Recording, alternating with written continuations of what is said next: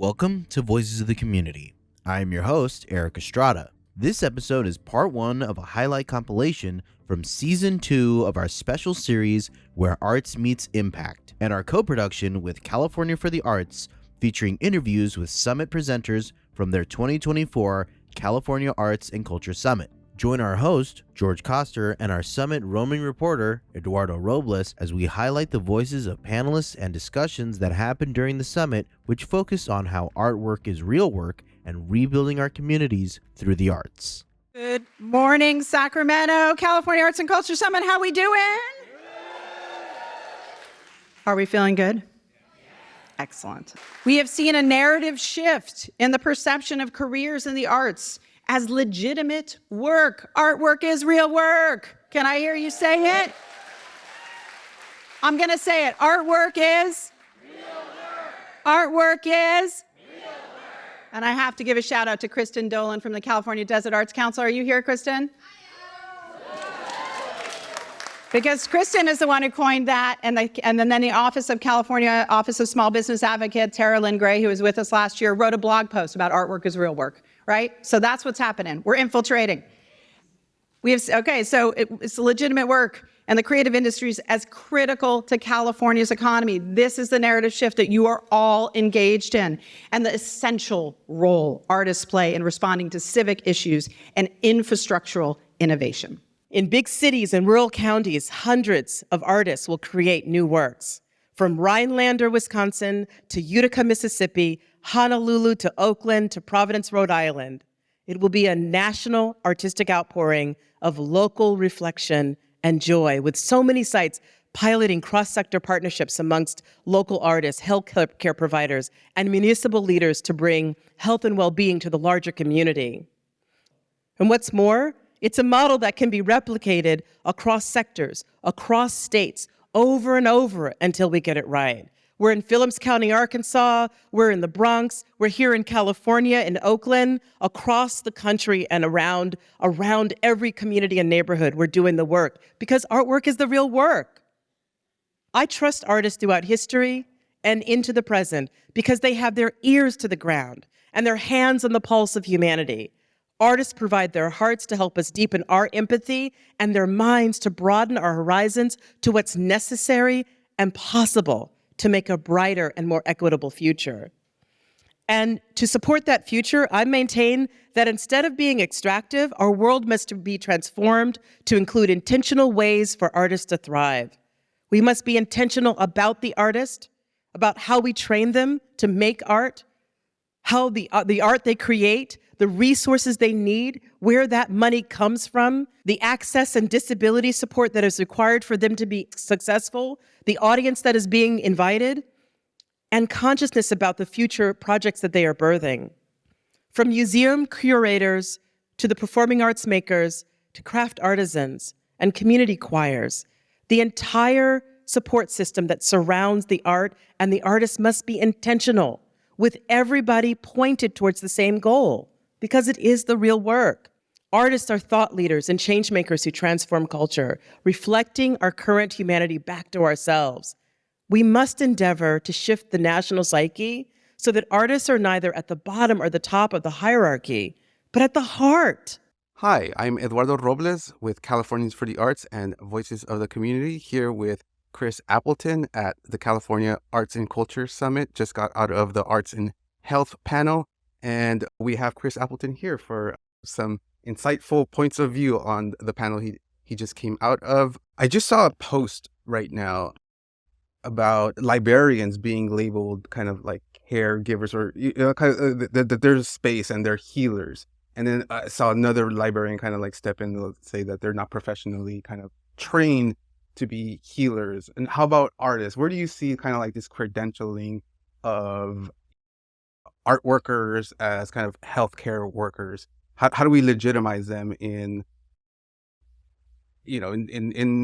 systems, funding structures in the healthcare system? So there are a couple of ways to think about that. So one, certainly say that artists have been healers since the beginning of humankind. There's nothing new about the idea that artists are helping to improve people's health and well-being, as well as prevent disease. There's nothing new about that. The science is very clear. And again, artists have been doing this forever. I think there's, maybe two ways to get to your question about the credentialing or certification of artists and cultural workers as healthcare workers. On one end of the spectrum, you have sort of population health or public health programs where the public simply gets access to the arts and culture resources in their community through a health plan, an insurance company, through a health system, through a public health program. That's one end of the spectrum where we're not asking our theaters and community dance studios and art centers and museums necessarily to do anything differently than they're already doing. And that's important. They're already doing this work, right? And artists can keep doing that work. And whether we call artists healthcare workers or not, they're healthcare workers, right? The other end of the spectrum is that patients or individuals are referred to very specific arts and culture activities or resources where the provider of that resource has been trained, certified. They go through quality protocols to make sure that they remain up to date in their trainings and certifications. And so it's not an either or, it's certainly a both. And in order to advance both of those goals, that artists are truly recognized by the U.S. healthcare system as healers through certifications and credentials, as well as for cultural organizations to be embraced by the healthcare system, we need to continue to invest in demonstrating the evidence and outcomes that moves the needle for our healthcare partners. Yeah, and I guess it's like that. How do we get to clarifying that story? Which are the artists, doing this work, or the type of discipline, the type of partnership model, so that it's more clear to, the legislators, how are you seeing that kind of emerge in, your program? Like which art practitioners, which culture, like how are they stepping up to kind of arts? Yeah, we think a lot about, I get asked a question a lot of, what's the most helpful art form, or what type of arts activity is the most beneficial to somebody's health or is most effective in our model? And the way to answer that question is to acknowledge that different art is beneficial for different people. Just like if we take it to pharmaceuticals, some people with anxiety disorder may respond well to one anxiety medication, and some people, another person would respond well to a different anxiety medication or cancer medication, or, whatever it may be, right? And so the arts are not a one size fits all.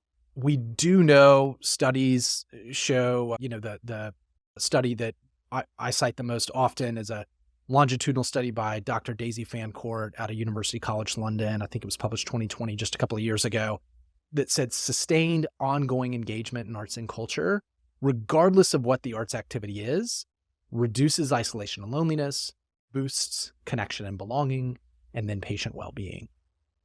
And so if we know that as sort of baseline, that just ongoing sustained engagement in the arts is good for people's health, then after that, we can really get smarter about matching sort of the right arts activity, right? The right medicine to the right patient, place at the right time.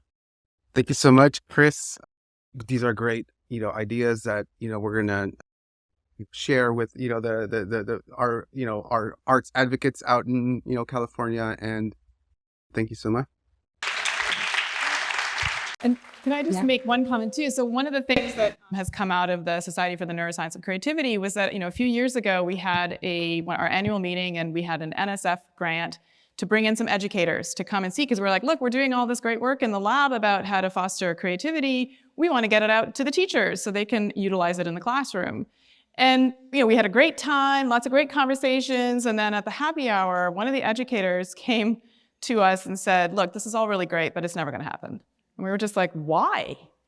And he was like, because my parents and my community wants their kids to go to college. And until creativity is a prerequisite to get into college, we're not going to have the time or the funding to emphasize it the way we are all the other things that lead to better scores on the SAT. So you know what we did? We started working with college application essays, and we have a major project now across 8 different institutions, 42,000 college essays that we have run through our expert raters and a number of large language models to score them for their creativity. And it turns out that these creativity scores are almost as predictive of future GPA as the SAT, and they're 15 times less discriminatory than the SAT. And it gets better. This year is using that particular application model potentially, it still, doesn't leave this room. We've got you. We'll hold them accountable. To actually look at the next cohort. So now we can go back to the teachers and say, you know what? Actually, creativity is going to get your kids into college. We've solved that problem for you. Now put the music programs, put the creativity programs back into high school, because you can tell the parents solidly that that's what's going to get their kids into college. Fantastic. Hi, my name is Eduardo Robles with Californians for the Arts and Voices of the Community here at the 2nd Annual California Arts and Culture Summit. We just got out of the Arts and Health panel, and I have one of our panelists, Dr. Tasha Golden. Hi, Tasha. Hi, good to be here. Elaborate a little bit more on your role in this movement for arts and prescription. Who are the players? Who were like the initial kind of stakeholders that, you became a part of? You spoke a little bit about cross-sector partnerships, about how to sustain those partnerships. How did you keep the train running for this project, Arts and Prescription? There's the initial way that I got involved most recently was because Mass Cultural Council, the State Arts Council for Massachusetts, launched the first statewide Arts on Prescription program in the U.S. in 2020. And they invited me to evaluate that program. So we did a lot of really interesting evaluation because these partnerships across the state were really different from one another. So you might have, in one part of the state, a local theater attached, not attached to, but partnered with some clinics, a system of clinics. And then in the other part of the state, you might have, a physical therapy clinic partnered with a dance studio for individuals with Parkinson's disease. So they were all really different from each other, which meant that when we did the evaluation process, we got to learn about a lot of different kinds of partnerships and how they worked differently from one another, what worked, what didn't work. And we did see a lot of challenges, like with turnover. If the person who was championing a kind of program at a clinic then took a different job, then that might become difficult for the arts program to figure out, okay, who's going to be the next point of contact at that clinic so we can continue this partnership, and the other way around. So in our write-up from that evaluation, which is free, anybody can get it, encourage you to do so, we shared a lot of what we learned as far as what was really working and what were barriers. And what was really working was that people really did love these experiences and took advantage of them. The prescribers themselves, whether they were pediatricians or physical therapists or mental health therapists, they appreciated being able to refer people to these kind of experiences, and they used them in lots of different ways. One of the physicians told us that it felt like prescribing beauty, and it brought her joy to be able to share these experiences with patients and clients. And so anyway, once we had done that evaluation and learned so much, Mass Cultural Council was like, how can we share what we've learned with other communities in the US so that they don't have to start from scratch? We did so much trial and error with this brand new program. How can we share that? So they brought me on to create a field guide. And we, used what we learned from Mass Cultural Council, but also a whole bunch of pilot studies across the country, including the new program at Stanford University, which is represented in the field guide. And people should get that field guide because it is a massive, groundbreaking resource, and it is totally free. You can get it at tashagolden.com/field guide. But learn a lot about what arts and prescription is, but also we kind of take you step by step through how you can implement it in your own community. And what's so exciting right now is that we're seeing whole municipalities or whole universities think about how they can pilot this kind of program. But we also still see, just as we did in Massachusetts, maybe a single arts program partnering with a single, clinic or a single mental health therapist. And it can start that way. You can plant these seeds as far as what might be useful to what population in what kind of addressing what kind of condition or need, and you can start small and build from there. Thank you so much, Tasha, for taking the time to speak with us. Yeah, thank you so much. We're halfway through our powerful conversation at the 2024 California Arts and Culture Summit. You have heard from the voices of Julie Baker, CEO of California for the Arts, Nataki Garrett, co-artistic director for One Nation, One Project, Chris Appleton, founder and CEO of Arts Pharmacy, Indre Viskontas, cognitive neuroscientist, science communicator, and opera singer and stage director, and Dr. Tasha Golden, director of research for the International Arts and Mind Lab at Johns Hopkins University. Thank you to our incredible sponsors and donors like you for supporting Voices of the Community. Stay with us, more highlights ahead. Voices of the Community is made possible by generous support from the Zellerbach Family Foundation, dedicated to ensuring vibrant work is created, new voices are celebrated, and diverse communities have opportunities to thrive. Learn more at zff.org. Voices of the Community is also supported by the Peaceful World Foundation, fostering a culture of global peace through hosted conversation and education. Discover more at peacefulworldfoundation.org. Welcome back to Voices of the Community, where today's conversation at the 2024 California Arts and Culture Summit focuses on how artwork is real work and rebuilding communities through the arts. Let's continue the discussion. Okay, so I have a question. Let's go, baby. Okay. Okay, so we heard wealth distribution. We've heard infrastructure in order to do stuff. We've heard language. Now, what I'm seeing is you've got all this money, you've got all these nonprofits, you've got all these artists, and so you've got money flowing to nonprofits, and you've got artists, you've got money flowing. In an idea of redistribution, what would you think about trading up like small groups of artists who have like interests to become nonprofits? Excellent. How would that to be a structure that can function in this money book? Or yes, and. Yes, and. I will offer yes, and. Yeah, I have a nonprofit, but I also have a for-profit. Ding, ding, ding. Ding, ding, ding. Because what I didn't want my mentees, the people that I'm grooming in the things of economics, to think that they could only survive if they got a grant.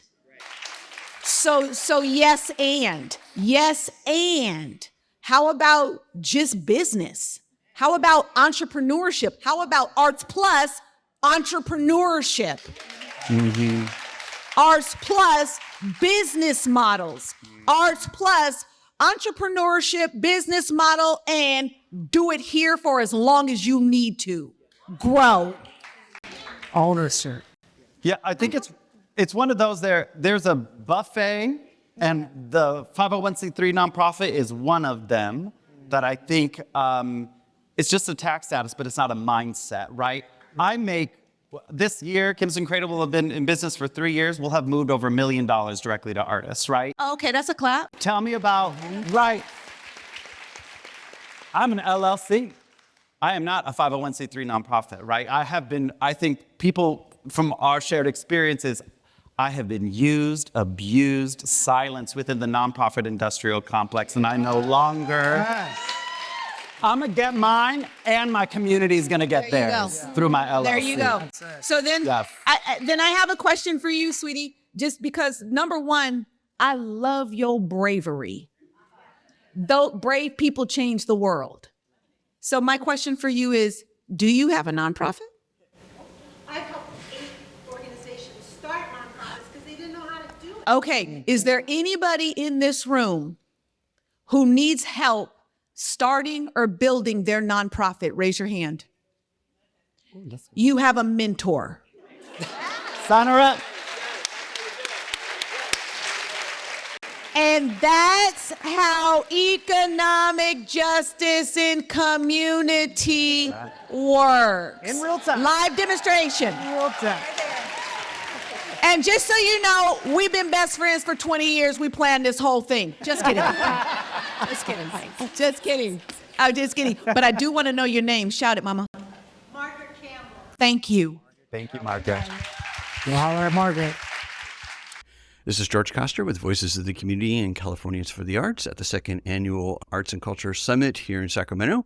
And I have the pleasure of talking with Jaime Hand, the Director of Strategic Impact and Narrative Change at Creatives Rebuild New York. Share a little bit more about kind of the background. Was there, every jurisdiction likes to do a study about another study so that we can study it and then report it. So how did the city come to a place where they wanted to do guaranteed income? Was there some kind of a study first done, or did people jump in on Michael Tubbs and the whole activity of Michael Tubbs in Stockton, basically showing, hey, people spend the money to stay alive and get work and stabilize? So one first distinction is it's across the state of New York. So 2,400 artists, not just the city of New York, but the state of New York, and the data and the research is there. So we were launched in 2021. And so already the programs in Stockton, as you mentioned, and elsewhere, the broader guaranteed income movement and basic income movement, the explosion of programs and pilots that happened under the ARPA funding from, during the pandemic was a sort of an important baseline for us. We decided explicitly not to make ours a pilot. We weren't doing it for research purposes. We believed that people know best how to spend the money. Because we're a private sector, because we're a private philanthropy, we're not public dollars. There's some complexities that come with sort of giving money directly to individuals. But it's permittable through the IRS, but folks had to show that they were below a certain income level, basically. And so we used something called the self-sufficiency standard and people had to sort of verify and show some of their income levels and things like that in order to be eligible. But there was no, for us, it wasn't about, we really were operating kind of from the ideas behind trust-based philanthropy, trusting people to know what they need, to share what they could share in their application. It was a very simple application. Something that I mentioned on stage in the panel was that we tried very hard to center sort of care throughout the process. These are people that are living in dire circumstances. We have statistics from our application data and from our survey data that I think it's 60% of artists are making less than $25,000 a year in New York State, at or below poverty level, right? And so when you're supporting folks through an application process, when you're helping them understand whether getting this money will shift their public benefits, right? Some of these folks are on public benefits.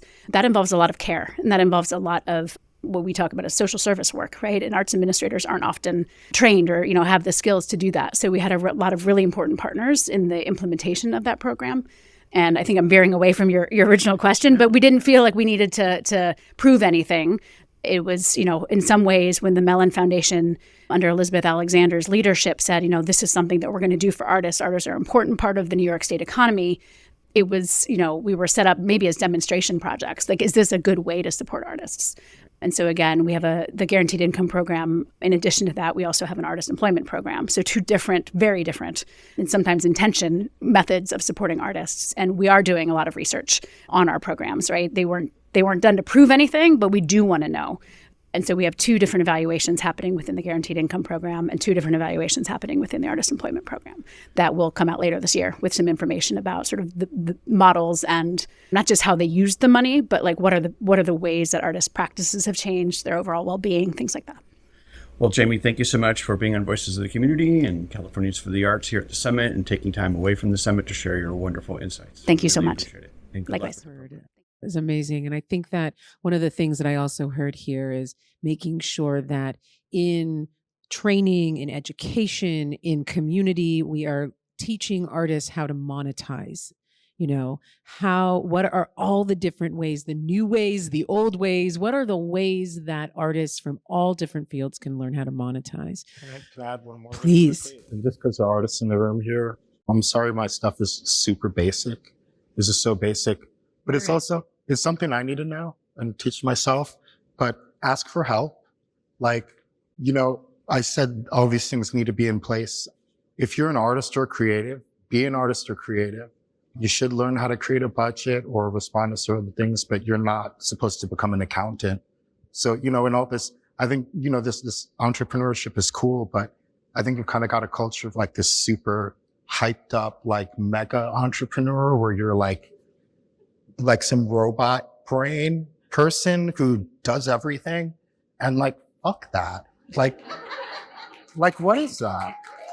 So like, but to go back to my point though, like, no, don't become an amazing accountant. But if you don't know how to do a budget, you probably know someone who does, regardless of your background. Our communities are amazing and full of really amazing people with incredible skills. If you have a weakness, like, find somebody who can help you out. Know your weaknesses. And because that's how these corporations and people on top who project that they know it all are actually doing it. They have a team of like 100 people doing all the little things for them. And they just, I've seen this even with artist studios. When you look at artists and you're like, whoa, how did they get there? They've got like 50 people working for them. So you, in your situation, working all alone, are not going to be able to generate a corporate level package, but understand what you're missing and what you need. And to the extent that you can, don't be afraid to ask for help. And to go off of what Julie said, you'd be surprised. Like, people want to help you. People want to support you. And if you come to them with something that they can actually give, that's a win. Like, I'm not going to be able to give everything, but if you're asking me something that I have to give, whether it's time or a skill or an ability, you may be surprised how people show up. So don't think it's your job to be, I don't even know the names of all these guys on the covers of like Fast Company and stuff, but don't try to be like that. That's not why we value you. Do you, but just know what you need to succeed and look for that support, because that's what the people who are successful, that's what they're doing. So I would just... That concludes part 1 of our highlight episodes of season 2 of Where Arts Meets Impact in partnership with California for the Arts. A special thanks to our guests, Julie Baker, Nataki Garrett, Chris Appleton, Dr. Indre Viskontas, Dr. Tasha Golden, Tamaira Miss T. Sandifer, Nikko Kimzin, Jaime Hand, Nurit Siegal-Smith, and Marcus Mitchell for their insights on arts advocacy. Visit voicesofthecommunity.com and go to season 2 of Where Arts Meets Impact to explore more about our guests and see their work. While you're on our website, we invite you to visit our archive of past shows. Stay tuned for part 2 of our highlight compilation from our season 2 Arts and Culture series, and stay tuned for our next series, Making the Invisible Visible, as we amplify the voices of our unhoused neighbors and the people and organizations that support them. Today's episode was made possible through our co-production partnership with California for the Arts at their annual California Arts and Culture Summit. Special thanks to our technical crew, audio and video wizard Eric Estrada, and our co-production partner, BAVC Media, and their wonderful team, Paula Argoni, Andy Konami, Siobhan Giles, and Clay Go. Thanks to Casey Nance from Citron Studios for the graphics magic. A special thanks to our broadcast partners who help share these important conversations: KSFP, LPFM in San Francisco, KPCA, LPFM in Petaluma, Petaluma Community Public Access TV, BAVC Media's SF Commons, and PEG Media's Public Access TV Exchange. Thank you for your commitment to amplifying diverse voices and perspectives. Please support these partners and our mission by tuning in and spreading the word. Voices of the Community is made possible by generous support from the Zellerbach Family Foundation, dedicated to ensuring vibrant work is created, new voices celebrated, and diverse communities have opportunities to thrive. Learn more at zff.org. Voices of the Community is also supported by the Peaceful World Foundation, fostering a culture of global peace through hosted conversations and education. Discover more at peacefulworldfoundation.org. And we'd love your support to continue to make shows just like this one. Go to voicesofthecommunity.com and click on the donate button to help us continue to bring you unique voices from our community. Take Voices of the Community with you on the go. Subscribe on Apple Podcasts, Spotify, or your favorite podcast app. Enjoying the show? Please rate and review us on your favorite app. It helps more people discover these important stories. Go to youtube.com/@ George Koster, to watch or listen to all of our past and future episodes. And you can always go to voicesofthecommunity.com and listen and watch our 5 series and from our archives. Have feedback or ideas for shows? We'd love to hear from you. Email George at georgekoster.com. I'm George Koster from San Francisco. On behalf of our team, thank you for joining us. Until next time, remember, your voice matters.